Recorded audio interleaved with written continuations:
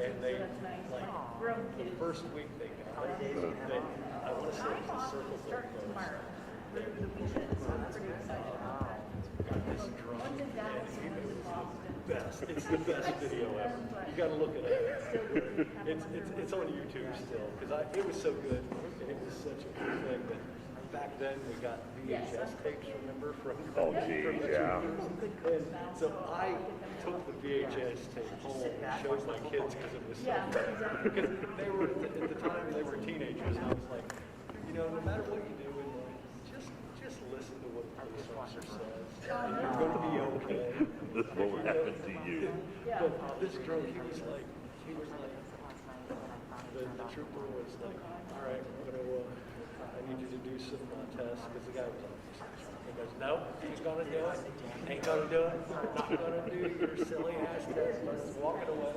He's like, sir, you're going to get tased. Nope, you're not doing anything.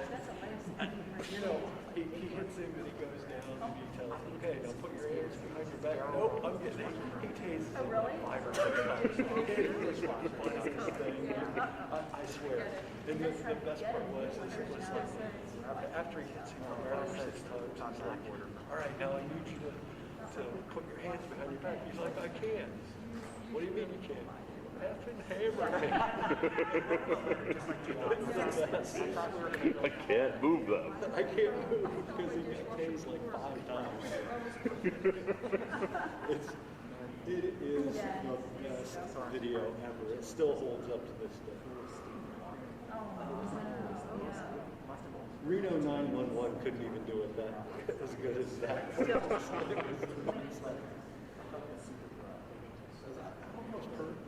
Sure, he was out of the circle. Is this floor? Did you have floor in here? We'll see. Is it hardwood floor? Oh, this one worked perfectly. Took a bunch of hospital out of it, so thin, and it went into the basement. But it only went to well, that's good. So, similar sort of thing, a couple years ago, we rented our kitchen, and we had someone doing the work. But I would normally start the dishwasher when I entered the house because it was kind of noisy. So I've seen that video hundreds of times, and I laugh at it every time. It turns out they unhooked the dishwasher. Oh, yeah, So similar sort of thing. I don't know how bad it was, but it was bad. How long was it running? I don't know until they got here. You have to hammer me in. You have been hammered.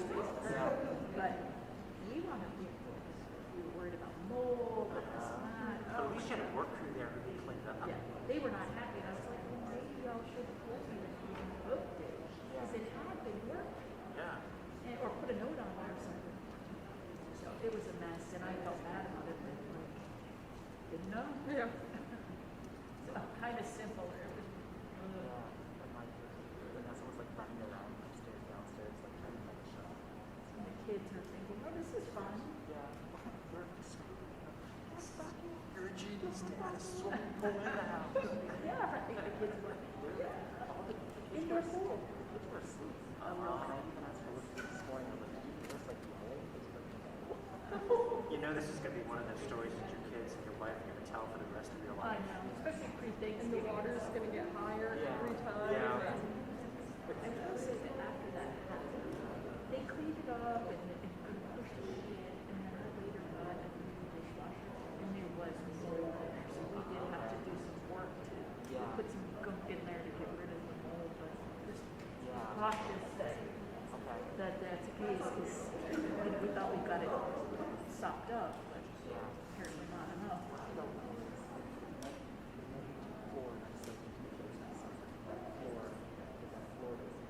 Well, that's It might get mold under the floor. That's the concern. What kind of floor is it? It's like, it's not hardwood. It's like, but it looks like hardwood. Okay. It's like a paper.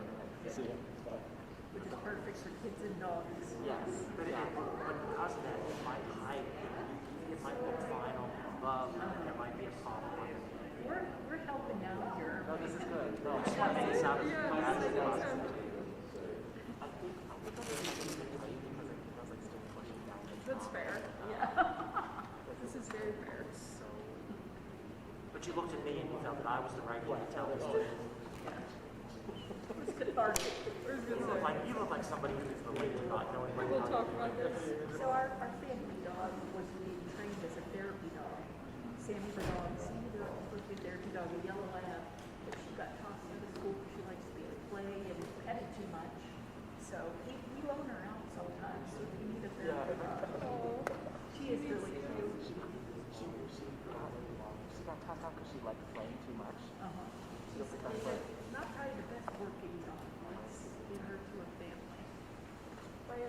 My friend's on like the therapy dog list, which is like apparently they do get tossed out for like little things, like you will go on an escalator, and then you can't get a therapy dog.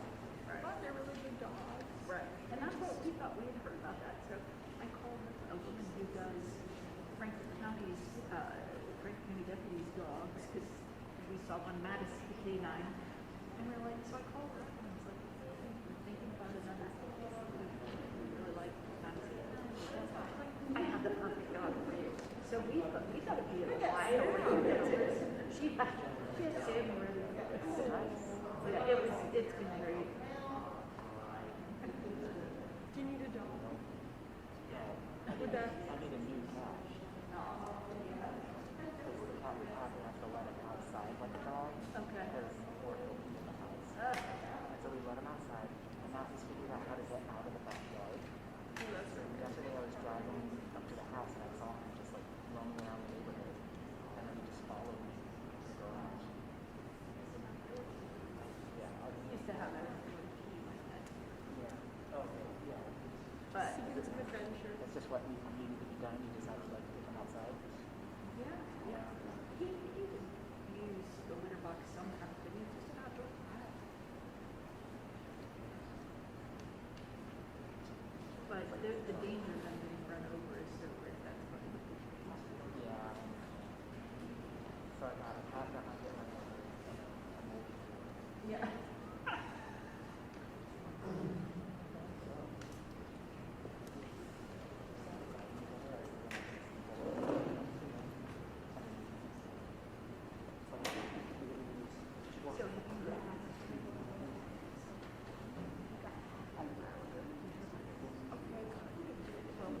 We're not really supposed to talk about it. So, they were. We had all kinds of problems. We didn't have email. Now we're on Monday. We have no final papers. She didn't have graphics. Oh, I mean, I noticed before. It's a mean way on Twitter. I keep thinking I'm going to block him, but Oh, I'm a big fan of dogs. I'm getting there.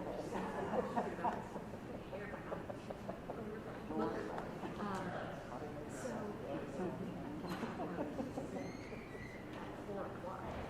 I mean, they've gone so you know what I mean?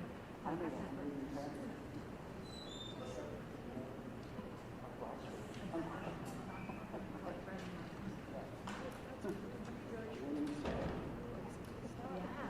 So they load everything on one laptop, play on there. What could go wrong, right?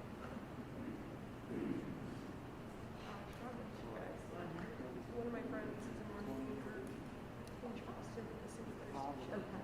and so for her, she's her staff manager. So small. I bet they're still going to.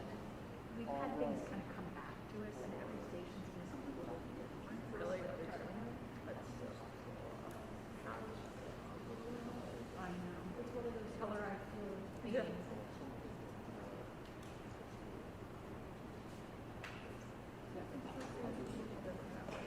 No, I wouldn't have predicted it, and I would have thought this wasn't it. We are at 1:30.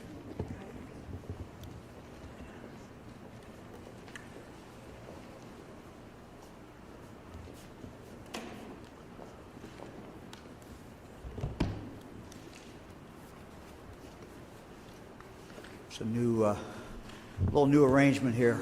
Afternoon, everybody.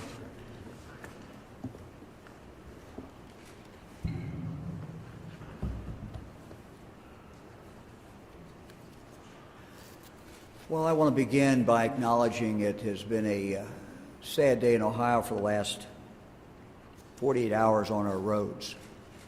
At least 12 people have been killed in 6 separate traffic accidents. 2 of these crashes certainly hit very close to home for the Ohio Department of Transportation.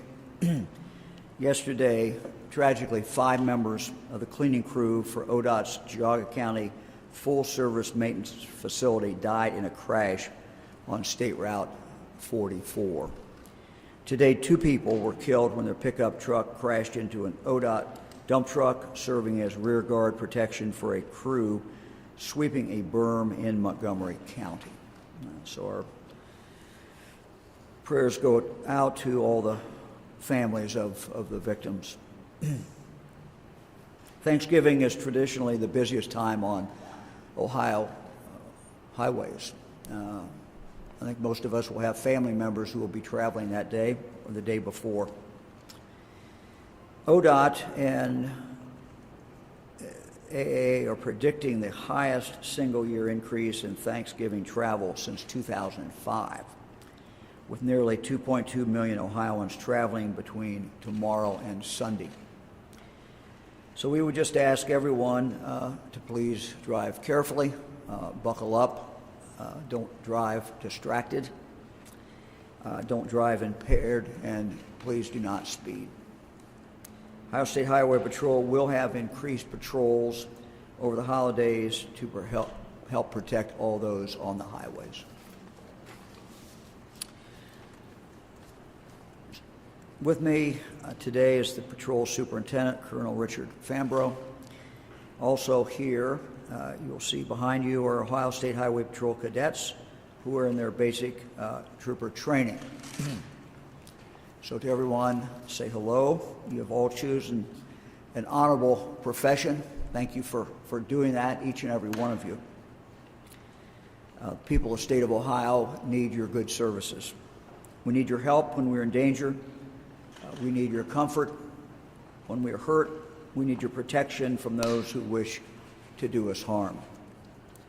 We are very, very proud of all of you. We all want peace officers and troopers in the state of Ohio to have the training, the equipment, and the technology that they need to keep themselves safe and to keep the public safe. And this is the reason that we're here today for this press conference, to announce the statewide rollout of an important piece of technology. Important piece of technology that will help protect our Ohio State Highway Patrol troopers, help them better serve the public, and that is what we're talking about, of course, is body cameras.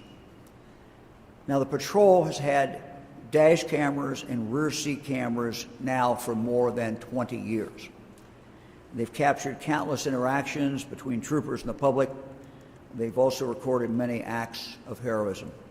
For example, just a few weeks ago, a video was released showing a trooper running alongside a vehicle to help a driver who was suffering a medical emergency. Another video recently showed a trooper pulling a driver from a burning car. But the current in-car systems have limitations. As technology has evolved, body-worn cameras have become a standard tool for law enforcement. These cameras are like an impartial first-person account of every interaction with the public, every arrest, and every traffic stop. Last year, I asked Colonel Fambro to develop a strategy to outfit every trooper in the state of Ohio with a body camera. Today, we are rolling out the first phase of the body camera distribution to every patrol district in the state. So we start it today. This new system will integrate new dash cameras, new rear seat cameras, and new body cameras into a single system that will simultaneously record the interactions between our troopers and those driving on our highways. When the lights and sirens start rolling, so will the body cameras. The Columbus district will be the first district to receive these body cameras. The rollout will then continue in this order. Next will be Wilmington, then Cambridge, then the Piqua district, then the Jackson District, the Cleveland District, then Bucyrus District, the Warren District, then the Findlay District, and finally, patrol headquarters. This rollout is beginning immediately. We're expecting that the full rollout will be completed by May of next year, May of 2022. The new system will go far to help our troopers better serve the public. The cameras will allow for the detailed documentation of crash scenes as well as crime scenes. They'll help enhance the accuracy of incident reports and of court testimony. The recordings will be used as evidence to convict drunk drivers and drug traffickers who are driving on our highways. And of course, these cameras will be an important tool for community police relations. They'll enhance public trust and give our citizens another reason to have confidence in the professionalism of the Ohio State Highway Patrol. In total, the patrol has purchased approximately 1,500 body cameras and 1,200 new in-car systems. Everyone from field troopers to supervisors to motor carrier units to our Ohio investigative unit agents will wear body cameras going forward. The total cost for the new camera system is $15 million over the next 5 years. This will all be paid out of Patrol's normal operating budget. This cost includes not only the camera equipment, but also video storage, installation, maintenance, training, and other operational costs. The price is a big reason why many smaller agencies do not have body cameras. The one-time cost of purchasing the camera is one thing, but the storing and the retaining of the videos is another significant cost that many times prohibits local law enforcement from utilizing them. That's why, as part of our new operating budget, I worked with members of the Ohio General Assembly to have set aside $10 million for local agencies around the state of Ohio who can apply for expenses related with launching their own body camera programs. The Ohio Office of Criminal Justice Services opened the first round of grant funding for $5 million in September. The application period was open for a month, and in that time they received about $16 million in grant requests. An additional $5 million will be available next year under this budget, and further we hope to announce grant awards. Let me just say we hope to announce the grant awards for this first $5 million before the end of the year. But the sheer volume of requests, I think, indicates to us a very significant need and a desire out there for these body cameras. And so we will be talking with the General Assembly about additional funds in the future. Now let me turn it over to Colonel Fambro. Colonel? Thank you, Governor. Very fitting remarks about our fatality picture. Yesterday, as well as throughout the year, anytime any citizen loses their life in a miserable car crash, we are concerned. Director Marchbanks, I appreciate you, sir, for being here. We will be very focused, laser focused, during this holiday reporting period to ensure that anybody using Ohio's roadways get to their destinations, hopefully in a very safe manner. So last week, the patrol celebrated its 88th birthday.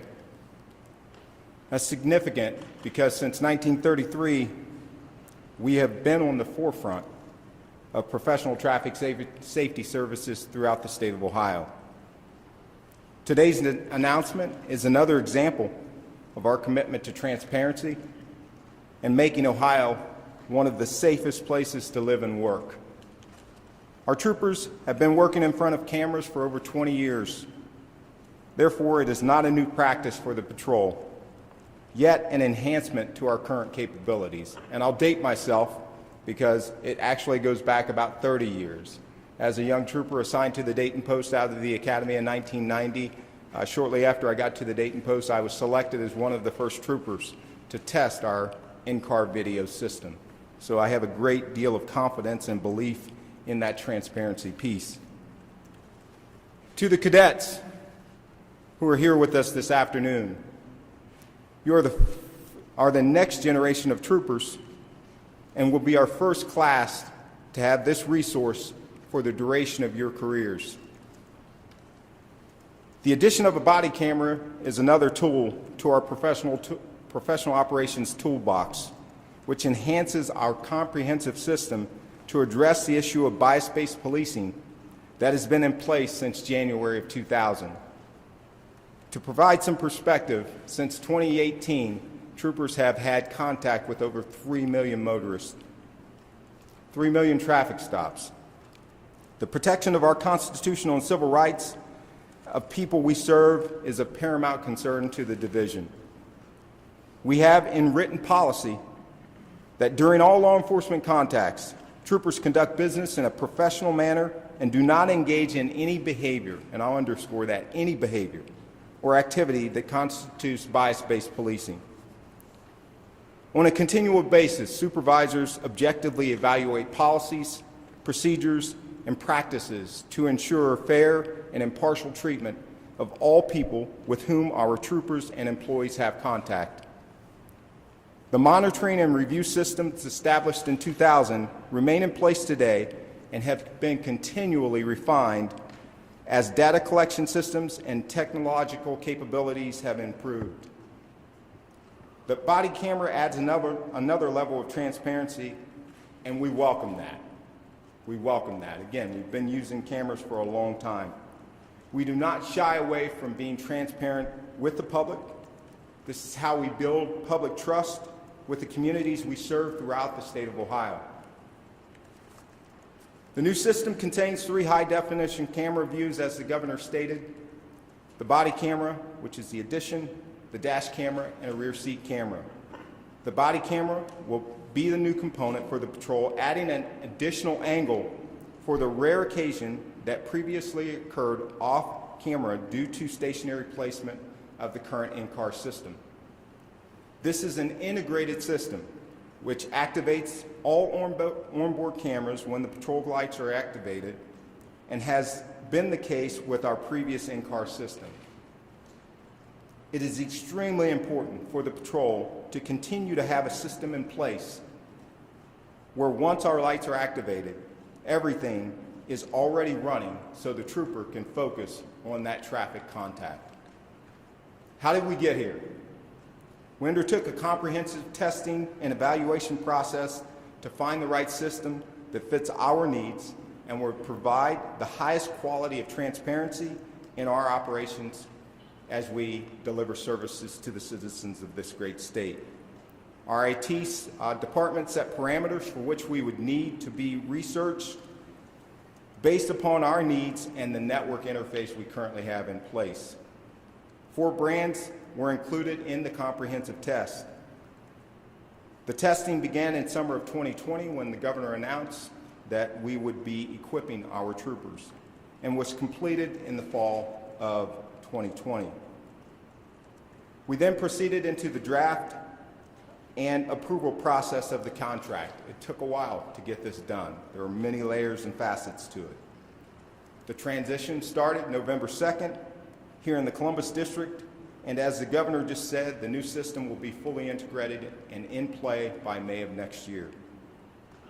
We critically reviewed all ranks and positions to determine the need for the issuance of body cameras and in-car systems. It was determined that all ranks from field trooper through staff lieutenant, operational positions, motor carrier enforcement inspectors and supervisors, OSHP police officers, Ohio investigative unit agents, and agents in charge will be wearing body cameras. This past September, division employees throughout the state were trained as train the trainers on the new system, and all employees who will be utilizing the system will be trained prior to wearing the system. I will end by reiterating, this is not new for us as far as the transparency. We've always been about developing a rapport and a community and public trust with the people we serve, and we pride ourselves in that. This is yet an enhancement to that toolbox. Additionally, I know that Sergeant Bryce Nyheiser from our Public Affairs Unit is here to provide a demo with the patrol car, and I appreciate Bryce for being here. This time, I will end.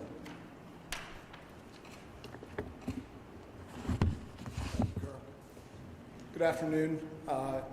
What I'm going to do is I'm going to go over to the vehicle. I'm going to go over the different actions that a trooper is going to take on a traffic stop to activate all of the camera systems within the car. As Colonel and the Governor stated, the dash cam, the body cam, as well as the rear seat camera. If you don't get these shots right now, we will have time at the end of the conference so you can get those shots. So I'll go do that now, and then I'll come back.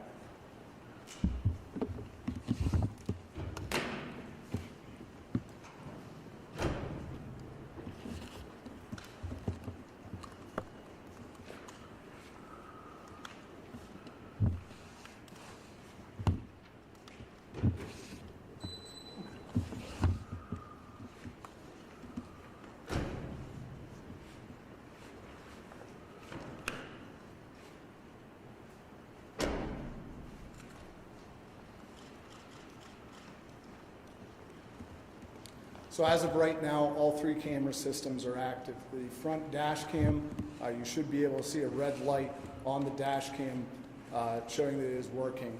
My body cam has a light on top that shows it is working, and the rear seat camera is also working at this time. The actions that I took were just to turn on the lights, open the door, and then open the rear door. Again, these are actions that troopers may take out on the road, and that's what's going to activate the camera system.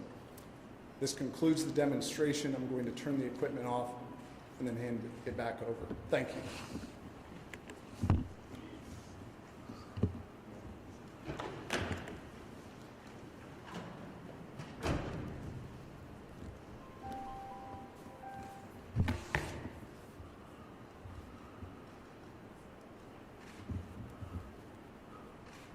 Happy to take any questions. Can a trooper ever turn the camera off? Is it always running? Yes, it's always running. It is always running. There's a 90-second look back upon activation of the lights for the body camera and the front camera. And it's actually 60 seconds for the rear camera. Anyone else? You mentioned 1,500 cameras. Is that how many troopers there are in the state? There are more troopers than that, ma'am. Those are just the ones that will be equipped with body cameras. So not every trooper is going to be equipped with a body camera? No, because you have people in administrative positions. These are operational positions. So anyone who's out on patrol on the road, they will have a camera? Yes. Could you read those classifications again a little slower? Yes, sir. So, field trooper through staff lieutenant, motor carrier enforcement units, and supervisors assigned to that unit, Ohio State Highway Patrol police officers, Ohio Investigative Unit agents, and assistant agents in charge in the OIU. Have you done any research? How does Ohio stack up? How many states have these types of cameras for their state troopers or state police? I couldn't give you that answer. I would venture a guess that it's probably fairly standard across the state that many state police highway patrol agencies have in-car systems like we used to have. Many, as I traveled through the IACP, International Association of Chiefs of Police, are making the transition as well to body cameras. Are you at all concerned about the administrative effort it may take to go through some of these videos, say they're requested and maybe redacted, and you have 3 different videos now with someone's name or birthday in them?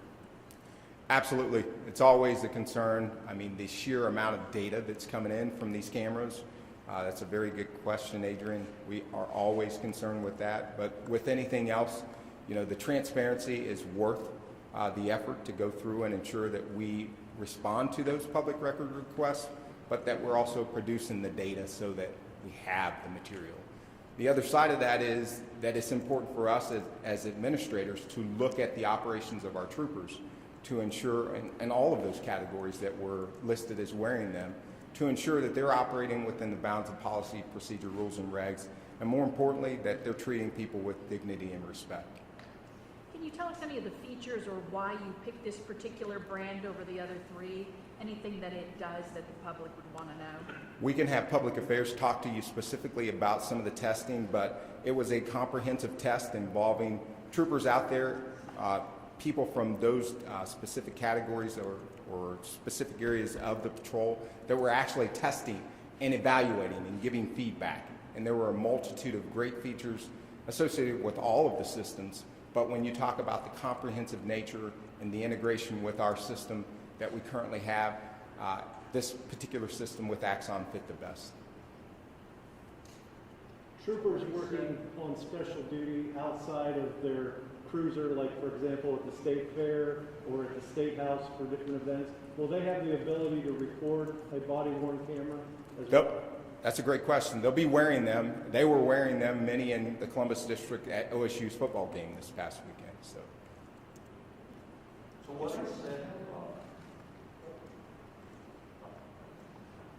extent will the footage be reviewed, proactively, or is an alternative response to a specific complaint or question? no, since the early 2000s, the patrol has had a very robust and comprehensive review system for bias-based policing. So that system does not change. We still have the requirements for supervisors to routinely review video footage from all of the troopers or officers assigned to their purview. So none of that review process changes.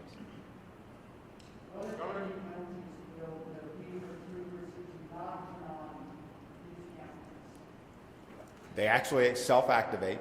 So as far as penalties, we have a system in place where we have a discipline grid that actually assigns penalties based upon the infraction.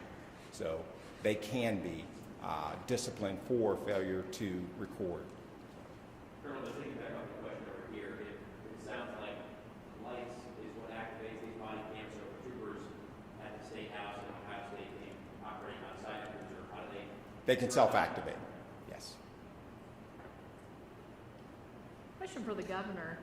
Governor, if you could talk a little bit about the riots and the damage done to the State House, did that have any bearing on your decision to make sure that we had these cameras for troopers? Yeah, I missed the first part, I'm sorry. Did what? What was the? With the State House damage during the riots, did that have an impact on your decision to ask for these cameras for troopers? No, not really. This is just best policing practice today. And this is, frankly, where we think every department should be. And we have an obligation to patrol, to lead, set the example. We understand that what's holding a number of small departments back is simply money, and we're trying to deal with that and supply them with the money in the next, over the next several years, so that everyone will have the opportunity to have this kind of cameras available. Governor, I have a question about the congressional map signed on Saturday. In 2018, you said you wanted a map that was bipartisan and met the voters' wishes. How does the map signed Saturday achieve both of those goals? I'm sorry, I couldn't catch the last part of it. How does it what? Yeah, so you said you wanted a map in 2018 Right. that was bipartisan and met the wishes of the voters who voted in 2018. I guess, how did the map signed Saturday meet both of those goals? Well, as I said in regard to the legislative maps, I'm sorry that we don't have a 10-year map. A 10-year map, by definition, would have been bipartisan. And so I'm disappointed that in neither case, the legislature or the congressional maps, does it appear we're going to be able to have a 10-year map. I stated in the statement that we issued the other day when I signed the bill, the reasons why I signed the bill. And so, I would just reference that statement. if you look at the map that had been proposed, the congressional map that had been proposed by the Democrats versus the one that I signed, and also look at the current map that we are operating under today, I think this map is clearly a better map. If you compare it with the map that the Democrats were offering, it, number one, has more competitive districts, and I'll come back to that in a minute. It splits fewer cities, splits fewer counties, has more communities of interest that are not split up. So on all four of those counts, the Republican map was better.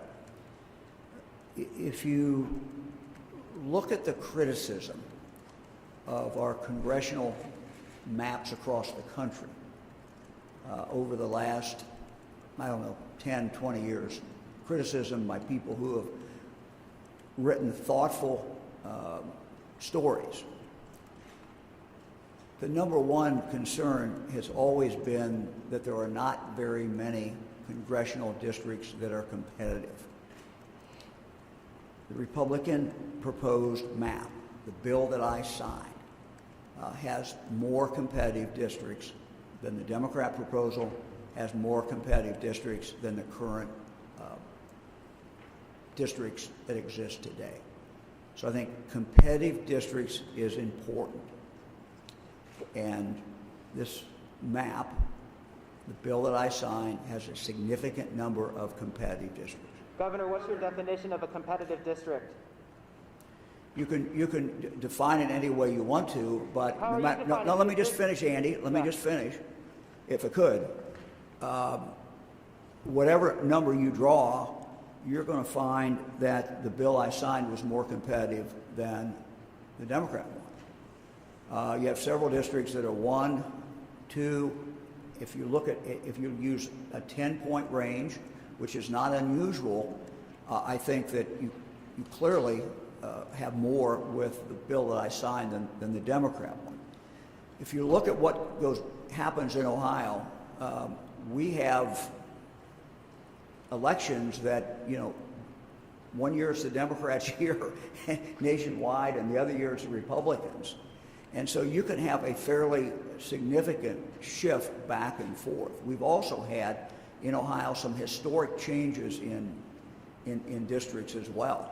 But I think, to me, it is important to look at competitive districts. And I think, and I interrupted you and I apologize, but you come back, I'm sure you will. But I think by whatever definition you use, there's going to be more competitive districts in the bill that I signed than in the proposal that was put forward by the Democrats. Let Andy, I think, Andy, go ahead.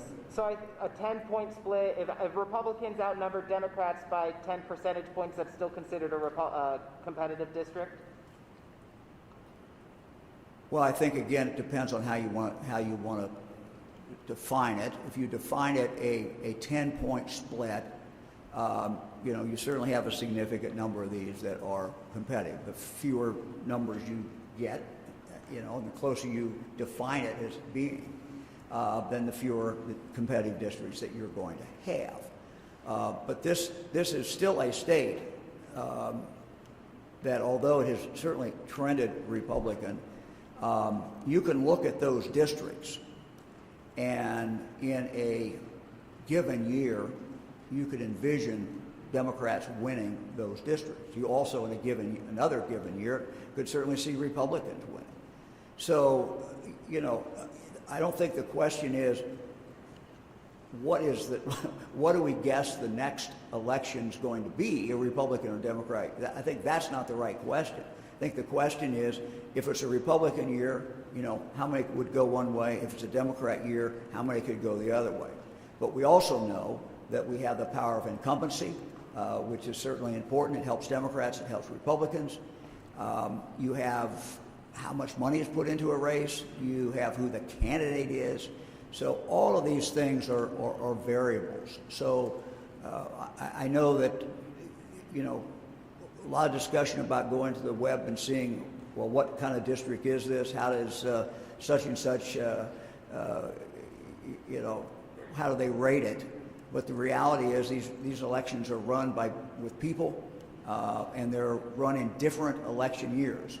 And I've run enough, frankly, to know that there's some years in this state that, no matter what you do, if you're a Republican, you're not going to win. And there's some years that go the other way with the Democrats.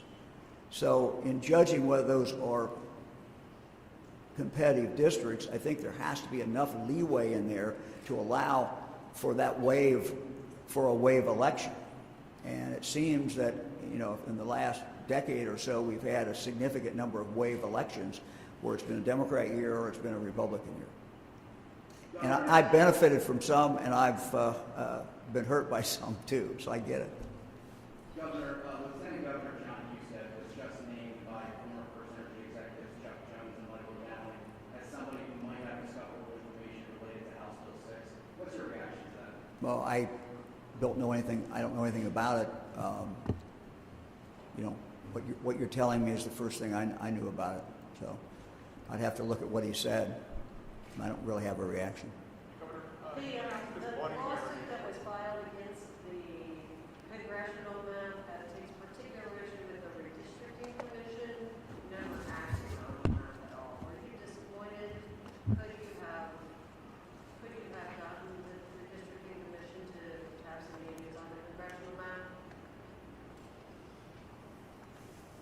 Well, I'm not going to, look, I'm not going to replay the game. As you know, this is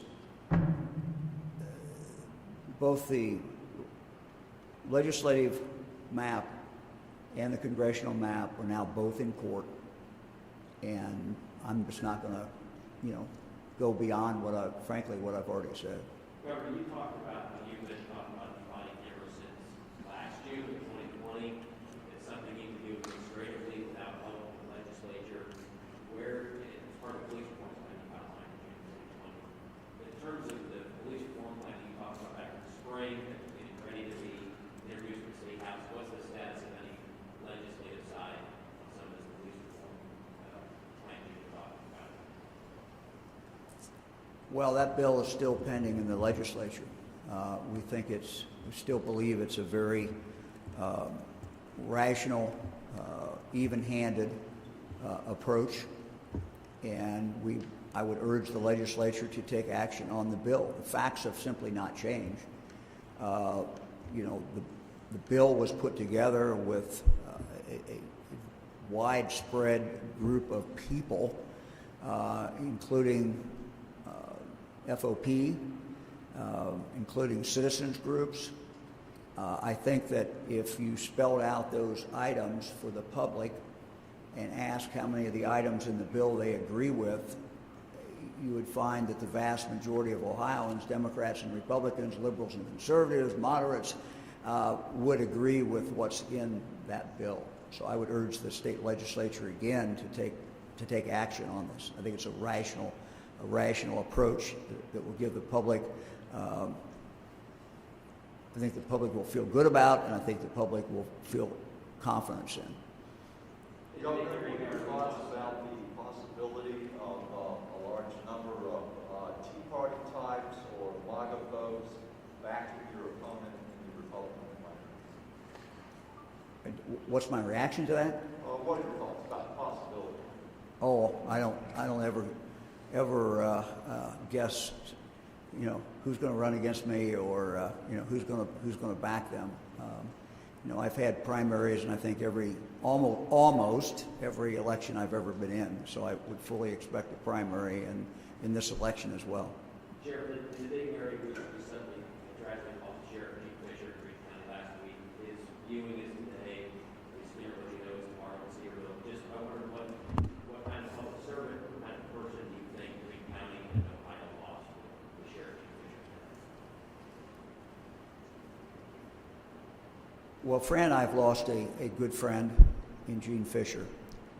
Greene County has lost an amazing public servant, someone who always had the best interest of the public at heart, the best interest of Greene County. Gene Fisher was just a great public servant. And if there was something that was occurring in Greene County, Gene Fisher was going to be there. If there was something that was potentially dangerous, Gene Fisher was going to be there. So, this is a huge, huge loss to the county.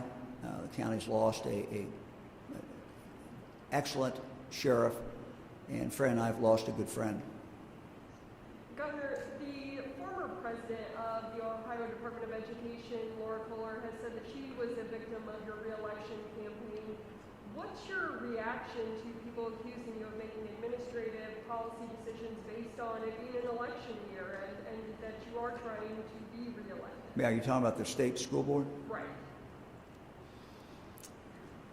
That was, I think I explained clearly what happened. The legislature confirmed 3 members, 2 they did not. Senate, to be specific. Senate made it clear they were not going to confirm the other 2. It made no sense for that to drag on. And once I found that out, I asked those 2, to resign. That was ultimately their decision, but it was made clear to me by the Senate that they were not going to confirm them. And so instead of allowing that to drag on, I felt the best thing for the people of the state of Ohio was, frankly, to move on.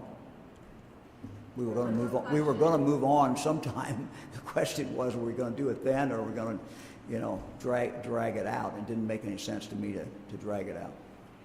Thanksgiving's coming up. I saw from Ohio Department of Health more than 6,300 new cases here in Ohio. Talk a little bit about your concerns as we all come together and gather for the holiday. What are your words to the wise, and what are your concerns on healthcare and other impact on our state? Well, we're seeing cases go up in Ohio. We've seen them go up for some time. As Dr. Vanderhoff pointed out today, we're seeing them particularly go up in Northwest Ohio, which is certainly a great concern. But as Dr. Vanderhoff has says, we should probably at this point in the pandemic, while cases are informative, the real concern should be the number of people who are going into our hospitals with COVID and the number of people who are in our ICU units. That's the first number that I look at every single day. And sadly, that number now has been going up for the last several weeks, and it continues to go up. So I am concerned about that. I would simply suggest for all of us that we use our common sense over Thanksgiving. For many families, this is going to be the first time that they're going to really have the opportunity to get together as a family. The DeWines are going to get together as a family. What I would simply say is that if somebody is not vaccinated, that family gathering becomes a high-risk proposition. And getting together with people without masks is a high-level risk if you're not vaccinated. We continue to see people get vaccinated in Ohio, and every day I look at the numbers, and we're happy to see those numbers continue to go up every single day. Every single day we're still having people who, in the past did not get vaccinated, who decided that now was the time to get vaccinated. So, again, if you're vaccinated, I think you're safe. If you're not vaccinated, you're not safe. That's about it. Governor, what do you think about 2 bills that just passed the Ohio House about guns to allow concealed carry without permit and to loosen the standards for armed teachers? Yeah, I'm not going to have a comment about that today, but I will obviously be commenting about it. Okay, thanks, everyone. Let me just add, I'm sure you're all interested in this, that Governor Whitmer and I are in discussions in regard to what the bet should be this year for the game. And we will let you know what Great Ohio product we are proposing as our part of the bet. We don't imagine that we're going to be paying off the bet, but we will offer some great Ohio product, and we'll let you know as soon as Governor Whitmer and I get that worked out. Thank you very much. Happy Thanksgiving, everybody. Happy Thanksgiving.